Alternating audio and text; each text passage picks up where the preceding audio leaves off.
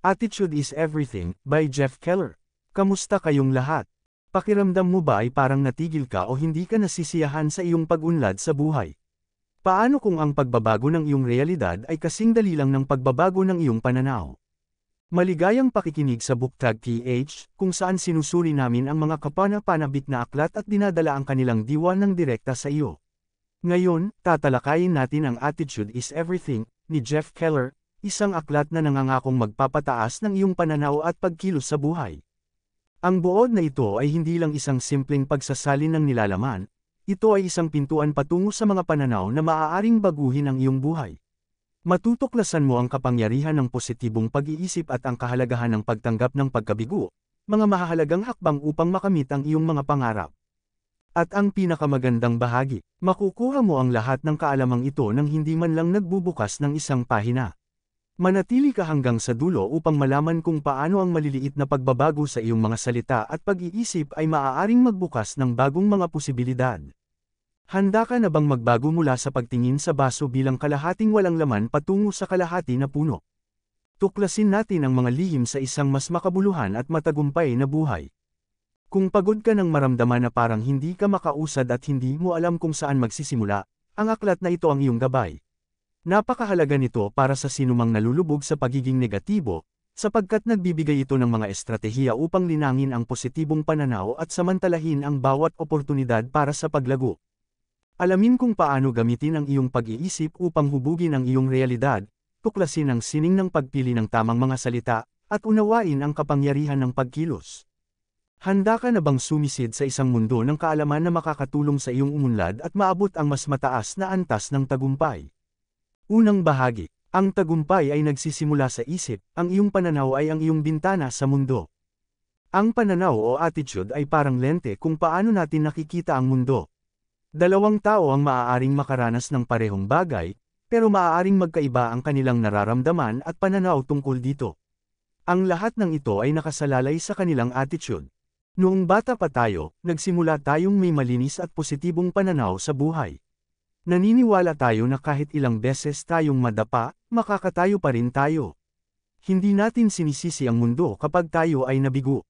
Ngunit habang lumalaki tayo, ang ating mga magulang, kaibigan, at guro ay nagsimulang ipakita sa atin ang ating mga pagkukulang. Dahil dito, unti-unting lumabo ang ating pananaw, nagkaroon tayo ng mga negatibong paniniwala, at hindi na natin makita ang mundo sa positibong pananaw bilang isang bata. Maaaring itulak ka ng ibang tao na maging positibo sa maikling panahon, ngunit ang tunay at pangmatagalang pagbabago ay dapat manggaling sa loob mo. Marahil iniisip mo na wala kang kakayahang baguhin ang iyong pananaw pero nagkakamali ka. Dahil may mga taong sinubukan ito at nagtagumpay. Narito ang isang kwento na patutunayan na ang pagbabago ng pananaw ay posible para sa lahat. Ang kwento ni Viktor Frankl. Si Viktor Frankl ay isang bilanggo sa isang Nazi death camp, noong ikalawang digmaang pandaigdig. Araw-araw, siya ay nakakaranas ng gutom, matinding lamig, at hindi mabilang na paghihirap. Lahat ng kanyang mahal sa buhay ay namatay sa mga kampo o sa gas chamber, na nagpalalim ng kanyang kalungkutan. Sa ganitong sitwasyon, maaaring mawalan ng pag-asa ang sinuman, pero hindi si Viktor. Naniniwala siya na ang ating pananaw ang nagtatakda ng ating kapalaran. Kahit nasapilitang inalis sa kanya ang lahat ng bagay, nanatili pa rin ang isang bagay na hindi kayang kunin ni numan, ito ang kanyang kakayahang pumili kung paano niya haharapin ang kanyang sitwasyon. Ang kapangyarihan ng pagpili ang bumuo sa kanyang pananaw sa buhay. Kahit bilanggo, pinili niyang matuto mula sa kanyang karanasan. Ang pinakamahalagang aral na kanyang natutunan ay hindi ang ating sitwasyon ang mahalaga, kundi kung paano natin ito tinitingnan. Sa ilalim ng matinding paghihirap, napansin ni Viktor kung paano naapektuhan ng kalupitan ang ibang bilanggo. Marami ang nawalan ng pag-asa at sumuko, ngunit si Viktor ay hindi nagpatalo. Naniniwala siya na ang kakulangan sa pagkain, tulog, o mabuting kalusugan ay hindi nagtatakda kung sino tayo o kung ano ang ating magiging hinaharap. Ang tanging paraan upang mabuhay at magtagumpay ay ang magtanim ng positibong pananaw. Dahil lamang sa ikaw ay nakakulong, hindi nangangahulugan na ikaw ay isang bilanggo. Hangga't positibo ang iyong pananaw, ikaw ay tunay na malaya. Sa kabila ng pagiging bilanggo sa isang impyerno sa lupa, kung saan ang mga tao ay tinatrata ng mas masahol pa sa hayop, hindi lamang siya nakaligtas, mas lalo pa siyang naging matatag. Pagkatapos ng digmaan, siya ay naging isang kilalang psychologist at nagtatag ng isang natatanging larangan ng pag-aaral tungkol sa kahulugan ng buhay. Ang kanyang best-selling na libro, na Man's Search for Meaning, ay naglalaman ng kanyang mga kaalaman at malalim na pananaw tungkol sa buhay. Ano ang matututunan natin dito? Ang iyong pananaw ang humuhubog sa iyong buhay. Hindi mo maaaring kontrolin ang lahat ng nangyayari sa iyo, pero maaari mong piliin kung paano mo ito haharapin. Ang pag-asa at positibong pananaw ay maaaring magtaguyod sa iyo kahit sa pinakamadilim na panahon. Kahit sa gitna ng pagdurusa, may kakayahan kang humanap ng kahulugan at pag-asa sa buhay. Ikaw ang may kontrol kung paano mo titingnan ang iyong sitwasyon. Maaari mong piliing sumuko sa negatibidad, o maaari mong piliing lumaban gamit ang positibong pananaw. Ikaw ay isang human magnet. Naiintindihan mo ba na ikaw ay isang human magnet? Tulad ng marami, maaaring naitanong mo na kung bakit ilan lang ang nagtatamo ng tagumpay habang ang iba ay hindi. Ang sagot ay simple, nagiging tayo kung ano ang iniisip natin tungkol sa ating sarili. Kung patuloy mong iniisip ang isang layunin na gusto mong makamit, lahat ng iyong enerhiya ay mapupunta rito. Natural mong sisimulan ng mga hakbang upang ito ay matupad dahil ang iyong pananaw ay nakatakda na sa tagumpay. Kapag malakas ang ating paniniwala sa isang bagay, nagsisimula natin itong hilahin papalapit sa ating sarili. Kung talagang naniniwala tayo na kaya nating makamit ang isang bagay at ito ay naitanim sa ating isipan, tunay na makakamit natin ito. Kung ang layunin mo ay magkaroon ng positibong pananaw, kailangan mong isipin ito hindi lang sandali kundi sa buong araw. Ang kwento ni Jeff Keller. Sa aklat na ito, ibinahagi ng may akda na si Jeff Keller kung paano siya naging isang matagumpay na may-ari ng real estate. Nagsimula ang kanyang pangarap nang makita niya kung paano ang mga tao sa kanyang lungsod ay namumuhunan sa mga ari-arian at kumikita ng malaki. Alam niya na maraming hamon sa pagiging isang real estate owner, tulad ng mga problema sa nangungupahan, renta, at iba pa, pero nakita rin niya ang malaking kita dito. Gusto niyang maging isa sa kanila. Ngunit sa una, hindi niya nagawang gumawa ng unang hakbang dahil natatakot siyang mabaigo. Sa halip na pagtuunan ng kanyang mga pangarap, iniisip niya ang lahat ng posibleng problema. Dahil dito, hindi siya umusad. Ang kanyang pananaw ay negatibo. Ngunit nang magsimula siyang magbasa tungkol sa kapangyarihan ng pananaw, nagbago ang kanyang isipan. Noong 1986, nagdesisyon siyang mamuhunan sa 2 ari-arian sa loob ng 1 taon. Hindi na siya natakot, lumakad siya patungo sa kanyang pangarap na may positibong pananaw. Sa loob ng 6 na buwan, inulit-ulit niya sa kanyang isipan ang kanyang layunin, makabili ng 2 bahay bago matapos ang taon. Araw-araw, hinahanap niya ang tamang pagkakataon, nakikipagkita siya sa mga eksperto sa real estate, at unti-unting gumagawa ng mga hakbang ng may tiyaga at tamang diskarte. At sa wakas, bago matapos ang taon, nakabili siya ng 2 ari-arian. Ang tagumpay na ito ay hindi magiging posible kung hindi niya binago ang kanyang pananaw. Sa pagbabago ng kanyang pag-iisip at pananaw, natupad niya ang kanyang pangarap, at ngayon, siya ay isang matagumpay na may-ari ng real estate. Ikaw ang humuhubog ng iyong realidad. Ang iniisip mo araw-araw ang magiging direksyon ng iyong buhay. Ang positibong pananaw ay nagbubukas ng oportunidad. Kapag naniniwala ka na kaya mo, mas madali mong maaakit ang mga tamang pagkakataon. Ang aksyon ay kasing halaga ng pananaw. Hindi sapat ang mangarap lang, kailangan mong kumilos para matupad ito. Kung ano ang gusto mong makamit sa buhay, isipin mo ito, paniwalaan mo ito, at kumilos upang ito ay maging totoo. Ilarawan ang iyong daan patungo sa tagumpay. Upang makamit ang iyong mga pangarap, dapat mong malinaw na maisalarawan ang iyong nais na marating.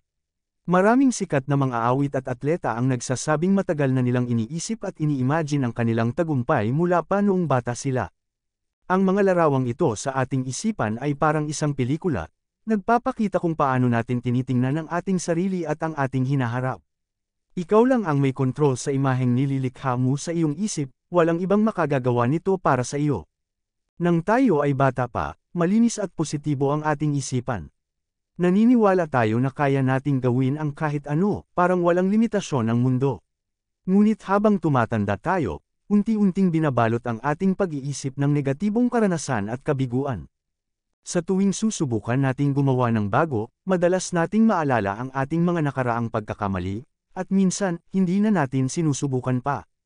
Ang paulit-ulit na pagkabigo ay naglalagay ng negatibong imahe sa ating isipan. Ngunit ikaw ang may hawak ng iyong kapalaran. Kung nakalikha ka ng isang negatibong imahe, ikaw rin lang ang makakapalit nito sa isang positibong pananaw. Kaya huminga ng malalim, mag-relax, at buuin muli ang isang positibong larawan ng iyong hinaharap. Gamitin ang lahat ng iyong pandama, isalarawan ito, damhin ito, at paniwalaan ito. Ang kwento ni Robert. Si Robert ay isang taong nangangarap maging hukom.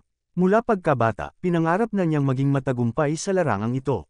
Isang araw, siya ay nominado para sa posisyon ng hukom. Masaya siya, ngunit habang lumilipas ang mga araw, mas lalo siyang kinakabahan.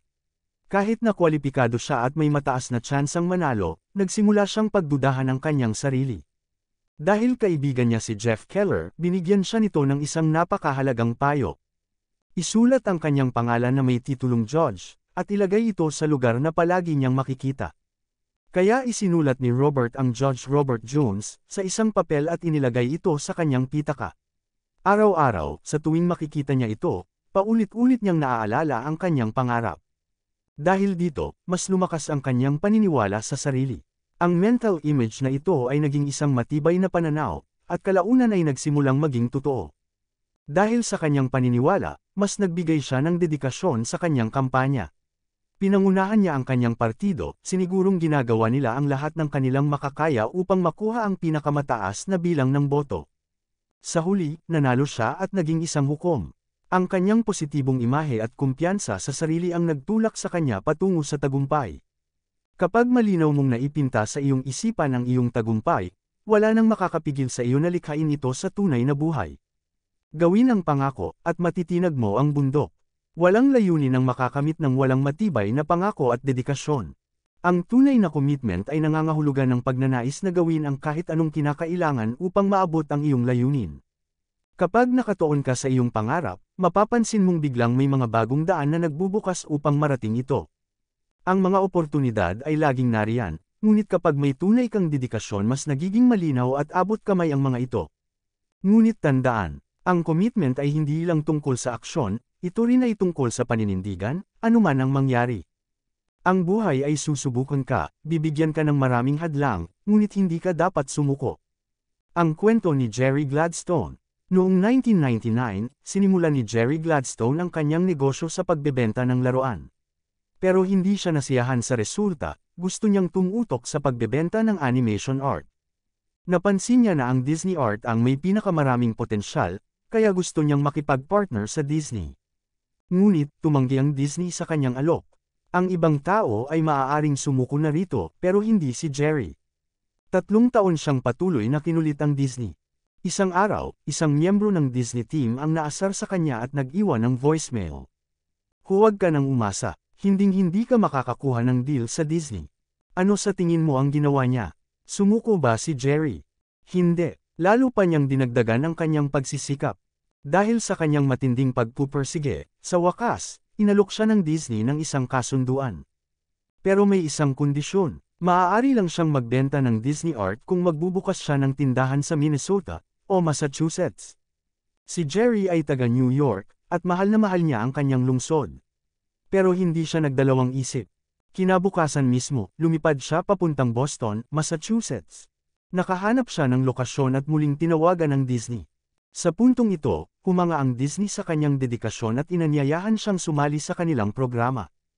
Pagkalipas ng 1 taon, pinayagan na siyang magbukas ng tindahan sa New York. At pagkalipas ng 10 taon, siya ay naging isa sa pinakamalaking nagbebenta ng animation art sa buong mundo. Ano ang aral sa kwentong ito? Kapag buo ang iyong dedikasyon, makakahanap ka ng paraan upang magtagumpay. Ang mga hadlang ay bahagi ng paglalakbay, ang tanong ay, handa ka bang lumaban? Kapag hindi ka sumusuko, ang mundo mismo ang magbubukas ng daan para sa iyo. Ang commitment ay may kapangyarihang bumago ng kapalaran. Kung tunay kang naniniwala sa iyong pangarap at handang gawin ang lahat, wala nang makakahadlang sa iyo. Ikalawang bahagi, bantayan ang iyong mga salita, ang iyong mga salita ang nagtatala ng iyong landas. Maaaring nagtataka ka kung bakit napakahalaga ng pagpili ng tamang mga salita at pahayag. Ngunit tandaan, ang iyong mga salita ay maaaring bumuo o sumira sa iyong kinabukasan. Ang mga salita ay nagpapalakas ng iyong pananaw sa buhay. Kung positibo ang iyong sinasabi, positibo rin ang iyong pananaw. Kaya napakahalagang piliin ng mabuti ang iyong mga salita. Paano ito nangyayari? Nagsisimula ito sa iyong iniisip. Pagkatapos ay nagiging salita. Ang salitang ito ay nagiging paniniwala. Ang paniniwala ay humahantong sa aksyon. At sa huli, ito ang iyong nagiging realidad. Kaya kapag lumikha ka ng positibong imahe sa iyong isipan, suportahan ito ng positibong mga salita upang maabot mo ang iyong mga pangarap. Maaari mong ibahagi ang iyong mga pangarap sa iba, ngunit maging maingat, ibahagi mo lamang ito sa mga taong may positibong pananaw. Ang mga taong positibo ay makakatulong sa iyong umunlad at magtagumpay. Sila rin ang tatayo sa tabi mo kapag kailangan mong maging responsable sa iyong mga layunin. Ang kwento ni Kent Calhoun. Si Kent Calhoun ay isang siyentipiko sa NASA, at pinuno ng proyekto sa paghahanap ng extraterrestrial intelligence, mga nilalang sa labas ng mundo. Siya ay may PhD sa physics at nagsusumikap na bumuo ng software upang matukoy ang ibang anyo ng buhay sa kalawakan. Ngunit bukod sa hamon ng kanyang proyekto, may isang malaking balakid na humaharang sa kanya, ang kanyang sariling kondisyon. Ngunit sa kabila nito, tinawag niya itong isang maliit na problema lamang. Hindi niya hinayaang pigilan siya nito sa kanyang mga layunin. Ano ang kanyang maliit na problema? Si Kent ay bulag. Sa halip na gumamit ng malalakas at negatibong salita na magbibigay ng kapangyarihan sa kanyang kondisyon, pinili niyang kontrolin ang kanyang mga salita at pananaw. Dahil dito, nagawa niyang matapos ang kanyang pag-aaral, maging isang siyentipiko sa NASA, at mamuno ng isang napakahalagang proyekto, kahit na siya ay hindi nakakakita. Isipin mo ito, kung kaya niyang magtagumpay kahit na may ganitong kondisyon, ano pa kaya ang kaya mong gawin kung hindi mo hahayaang pigilan ka ng anumang balakid? Ang kapangyarihan ng simpleng sagot. Ilang beses mo nang narinig ang tanong na kumusta ka sa isang araw? Marahil maraming beses. Dahil palagi natin itong naririnig, hindi na natin ito gaanong pinapansin. Ngunit alam mo bang ang iyong sagot ay may malaking epekto sa iyong araw? Sa tuwing sasagot ka sa tanong na ito, parang kinakausap mo ang iyong sarili, at hinuhubog mo ang takbo ng iyong araw. Kapag sinabi mong, pagod ako, mas lalo kang makakaramdam ng pagod. Ngunit kung sasabihin mong, ayos lang ako, o, maganda ang araw ko, magsisimula kang makaramdam ng sigla. Ang kwento ni Sally. Si Sally ay laging pagod. Tuwing tinatanong siya ng kanyang mga katrabaho, lagi niyang sinasabing siya ay pagod. Dahil dito, mas lalo niyang pinaniniwalaan na siya ay pagod. Habang lumilipas ang araw, mas lalong bumibigat ang kanyang pakiramdam. Minsan, halos nakatulog na siya sa kanyang upuan. Ngunit isang araw, nagbago ang lahat sa isang iglap. Pagkauwi niya, umupo siya sa kanyang paboritong upuan at sinimulang suriin ang kanyang lottery ticket. Sa kanyang pagkagulat, nanalo siya ng 10 milyong dolyar. Bigla siyang tumalon sa tuwa, sumayaw, at tinawagan ang kanyang mga kaibigan at pamilya. Ngunit hindi ba siya pagod kanina? Saan siya nakahanap ng enerhiya upang magsaya at magdiwang buong gabi? Ang sagot ay nasa kanyang isip. Habang sinasabi niyang, pagod ako, buong araw, nakatuon siya sa negatibong enerhiya, kaya mas lalo niyang naramdaman ang pagod. Ngunit nang siya ay naging masaya at nagtuon sa positibong bagay, biglang napuno siya ng enerhiya. Ano ang matututunan natin dito? Ang iyong mga salita ay may kapangyarihang hubugin ang iyong realidad. Kapag sinasabi mo ang isang bagay ng paulit-ulit, nagsisimulang paniwalaan mo ito. Kapag positibo ang iyong sinasabi, mas lalo kang magkakaroon ng lakas at kumpiyansa. Ang iyong katawan ay nakikinig sa iyong iniisip at sinasabi, kaya piliin mong magsalita ng positibo.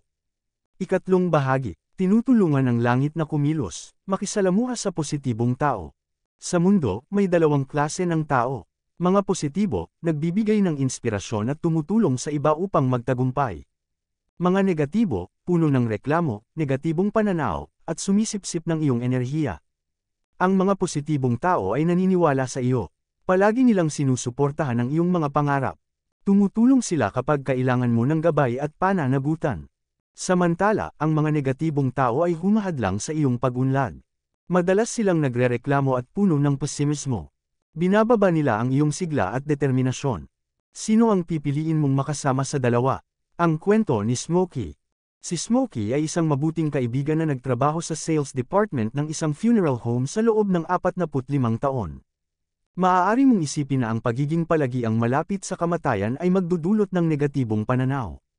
Ngunit kabaligtaran ang nangyari, si Smokey ay isang napakapositibong tao. Naniniwala siya na ang mga tao ay parang sponge, sinisipsip nila ang enerhiyang nasa paligid nila. Kung palagi kang nakapaligid sa mga negatibong tao, magiging negatibo ka rin. Kung gusto mong manatiling positibo, dapat mong piliin ng mabuti ang mga taong madalas mong kasama. Piliin mong makisama sa mga taong magtutulak sa iyo patungo sa tagumpay. Harapin ang iyong takot at lumago. Minsan, kapag malapit na nating maabot ang ating pangarap, biglang may lilito na mga hadlang na nakakatakot. Madalas, maliit lang ang mga problemang ito, pero lumalaki sa ating isipan dahil sa ating takot. Kung nais mong magtagumpay, dapat mong harapin ang mga bagay na kinatatakutan mo. Ang takot ay bahagi ng proseso. Hindi mo mararating ang iyong pangarap kung hindi ka lalabas sa iyong comfort zone. Ano ang dapat mong gawin? Pag-isipan ng mabuti kung saan nanggagaling ang iyong takot. Unawain ito upang makontrol mo ito. Kapag iniiwasan mo ang isang bagay dahil lang sa takot, mas malaki ang nawawala sa iyo. Ang kwento ni Dottie. Si Dottie ay isang guro sa high school sa loob ng 32 taon. Ngunit ang tunay niyang pangarap ay maging isang performer sa industriya ng entertainment. Hindi niya ito tinupad noong bata pa siya dahil natakot siya sa posibilidad ng pagkabigo. Pinili niyang magturo dahil ito ay isang mas ligtas na propesyon. Ngunit kahit nagtuturo siya, hindi nawawala ang kanyang pangarap. Patuloy siyang nagsusulat at kumakanta, nangangarap na balang araw ay magiging performer siya. Isang araw, sa tag-araw, nagdesisyon siyang iwanan ang pagtuturo upang sundan ang kanyang pangarap. Ngunit nang harapin niya ang realidad, siya ay natakot at bumalik sa kanyang dating trabaho. Ngunit ang kanyang pangarap ay hindi pa rin nawawala. 6 na buwan matapos siyang magretiro, nagpasya siyang labanan ng takot ng rejection. Sa edad na 60, inilabas niya ang kanyang unang music album. Nag-perform siya sa mga bar at club sa New York. Sa huli, naabot niya ang kanyang pangarap, at naging isa siya sa pinakamasayang tao dahil dito. Lumabas ka sa iyong comfort zone at matutong magsimula muli. Ang tagumpay ay nangangailangan ng matinding pagsubok.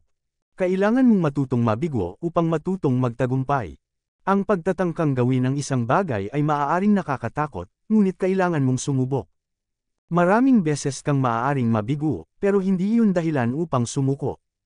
Kung mayroon kang pangarap, subukan mo ito kahit 100 beses, hanggang magtagumpay ka.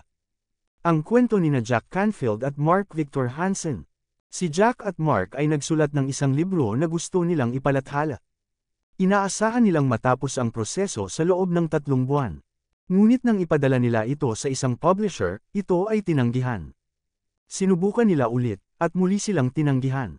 Sa kabuuan, 33 beses silang tinanggihan. Ang ibang tao ay maaaring sumuko na rito pero hindi sila. Patuloy silang naghanap ng oportunidad. Hanggang sa isang araw, isang publisher ang tumanggap ng kanilang aklat. Ang kanilang plano ay matapos ito sa 3 buwan, ngunit umabot ng 3 taon. Ngunit hindi ito mahalaga, ang mahalaga ay nagtagumpay sila. Ang librong ito ay naging bahagi ng sikat na seryeng Chicken Soup for the Soul. Matatagpuan ito sa halos lahat ng bookstore sa mundo. Kung sumuko sila, hindi sila magiging matagumpay. Ano ang aral dito? Ang dami ng iyong kabiguan ay hindi sukatan ng iyong tagumpay.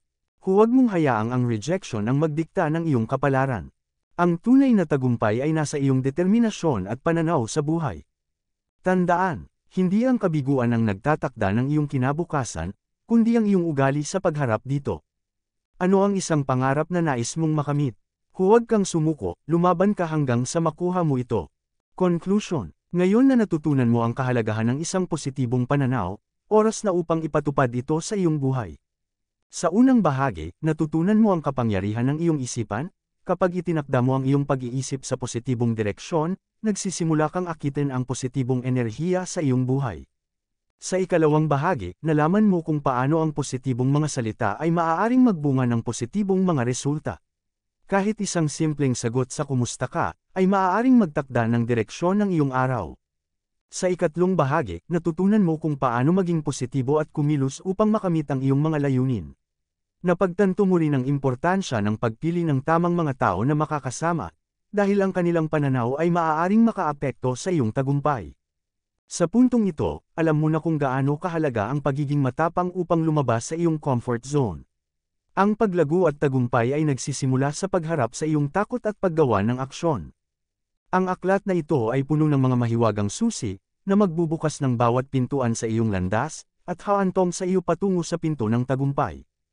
At ang pinakamagandang bahagi, hindi ito rocket science. Kailangan mo lamang paniwalaan ang kapangyarihan ng positibong pananaw. Kontrolin ang iyong isipan, mga salita, at mga kilos. Kung ang pangarap mo ay makamit ang isang bagay na hindi pa nagagawa ng iba, ang unang hakbang ay ayusin ang iyong pananaw. Huwag nang maghintay, huwag nang magduda. Simulan mo na ngayon ang pagbuo ng positibong pananaw na magdadala sa iyo sa isang buhay na puno ng kasiyahan at tagumpay. Isang mabilis na pagsusulit sa iyong pananaw. Isipin ang isang baso ng tubig sa mesa na kalahati ang laman. Nakikita mo ba ito bilang kalahating puno o kalahating walang laman? Ang sagot mo ay sumasalamin sa iyong pananaw. At ang pagpili kung paano mo ito babaguhin ay nasa iyong mga kamay. Ang lihim ng tagumpay ay nasa iyong pananaw. Napakinggan nyo ang buod ng Attitude is Everything ni Jeff Keller, at natuklasan natin kung paano maaaring baguhin ng isang simpleng shift sa ating pag-iisip ang ating daan patungo sa tagumpay. Tandaan, ang kapangyarihan upang baguhin ang iyong buhay ay nasa iyong mga iniisip at sa mga salitang iyong ginagamit. Kung napukaw ka ng aral sa buod na ito at nais mong kontrolin ang iyong pananaw sa buhay, huwag itong sarilinin.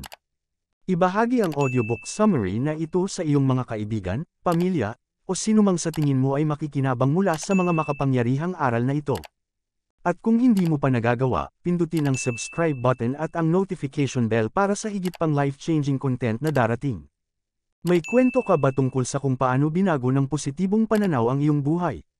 I-share ito sa comments. Gusto naming marinig kung paano mo isinasabuhay ang mga aral na ito. Maraming salamat sa pakikinig at pagbahagi ng iyong araw sa amin dito sa Booktag PH. Hanggang sa susunod, panatilihing positibo ang iyong pananaw at panoorin kung paano nagbabago ang mundo sa paligid mo. Laging tandaan na ang bawat malaking tagumpay ay nagsisimula sa desisyong subukan. Gamitin ang iyong pananaw bilang susi sa iyong tagumpay.